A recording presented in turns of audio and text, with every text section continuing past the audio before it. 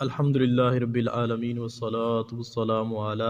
سید الانبیاء والمرسلین اما بعد فاعوذ باللہ من الشیطان الرجیم بسم اللہ الرحمن الرحیم قال اللہ تبارک و تعالی فی القرآن المجید والفرقان الحمید ان اللہ وملائکتہ یصلون علی النبی یا ایہا الذین آمنوا صلوا علیہ وسلموا تسلیما الصلاة والسلام علیک یا رسول اللہ وعلی آلک واصحابک یا حبیب اللہ الصلاة والسلام علیک یا نبی اللہ وعلی آلک واصحابک یا رحمت للعالمین۔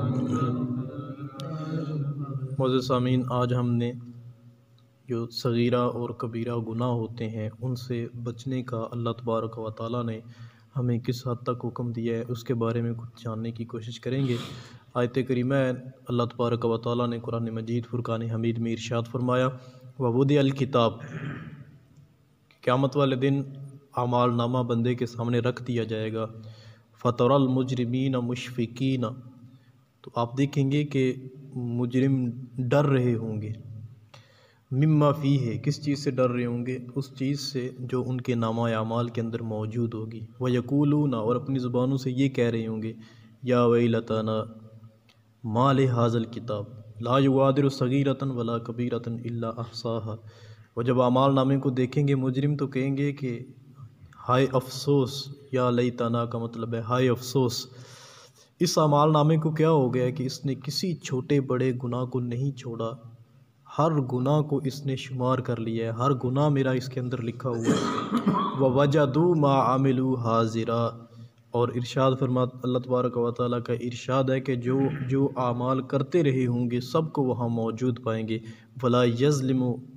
رَبُّكَ أَحَدًا، اور آپ کا رب کسی پر ظلم نہیں کرے گا۔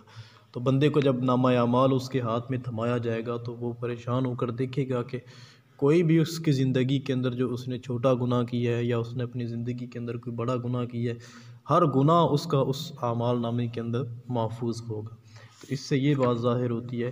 کہ ہم بعض گناہوں کو حقیر سمجھتے ہوئے، چھوٹا سمجھتے ہوئے کر گزرتے ہیں، لیکن وہ گناہ بھی ہماری ہلاکت کا ذریعہ بن سکتے ہیں۔ اس لیے گناہ چاہے چھوٹا ہو یا بڑا ہو اس سے بچنا چاہیے۔ حضور نبی کریم صلی اللہ علیہ وآلہ وسلم نے صغیرہ گناہ کو چھوڑ کر کچھ کبیرہ گناہوں کو شمار کیا ہے، اور کبیرہ گناہوں میں سر فہرست جو گناہ ہے وہ شرک ہے۔ یعنی شرک ایک ایسا گناہ ہے جس کو بڑے گناہوں، کبیرہ گناہوں کے اندر شمار کیا گیا ہے۔ کسی کو ناحق قتل کر دینا، کسی پاک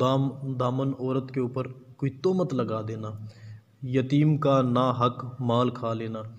اور زنا کرنا یہ گناہ کبیرہ میں ہے۔ میدان جنگ سے بھاگ جانا گناہ کبیرہ میں سے ہے۔ اور ساتواں جو گناہ کبیرہ ہے والدین کی نافرمانی، نبی کریم علیہ السلام نے ارشاد فرمایا یہ بھی گناہ کبیرہ میں سے۔ حضرت ابو ہریرہ رضی اللہ تعالیٰ عنہ سے روایت ہے کہ رسول اللہ صلی اللہ علیہ وسلم نے ارشاد فرمایا بندہ جب کوئی گناہ کرتا ہے تو اس کے دل پر ایک سیاہ نقطہ پیدا کر دیا جاتا ہے،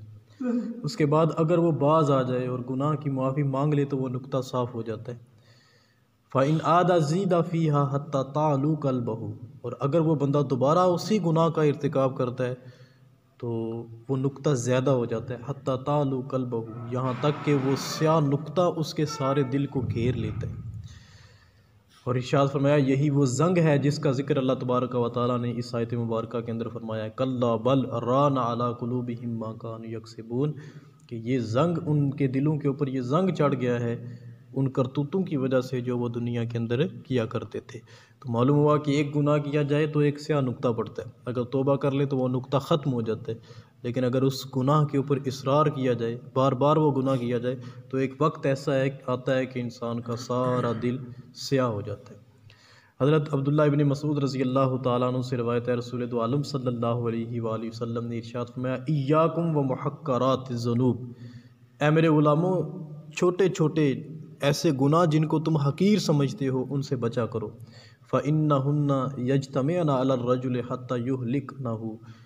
کیونکہ یہ چھوٹے چھوٹے گناہ جب زیادہ ہونا شروع ہو جاتے ہیں، جمع ہونا شروع ہو جاتے ہیں تو یہ اتنے ہو جاتے ہیں کہ انسان کو ہلاکت اور تباہی کے اندر ڈال دیتے ہیں۔ تو آپ نے ایک مثال دی، نبی کریم علیہ السلام نے ایک مثال کے ذریعے ہمیں سمجھایا کہ رسول اللہ صلی اللہ علیہ وسلم نے ان چھوٹے چھوٹے گناہوں کی ایک مثال بیان فرمائی ہے کہ جیسے کچھ لوگ ہوں جنہوں نے کسی جنگل کے اندر پڑاؤ کیا ہو، پھر ان کے کھانے کا وقت ہوا تو کچھ انہوں نے کہا کہ چلو لکڑیاں جمع کرتے ہیں، کچھ آدمی اس طرف چلے گئے، کچھ اس طرف چلے گئے، اور کوئی ایک تو لکڑی ہر بندہ لے کے آیا، حتیٰ کہ انہوں نے ایک ایندھن کا پورا ڈھیر جمع کر لیا، لکڑیوں کا ایک پورا ڈھیر جمع کر لیا اور آگ جلائی،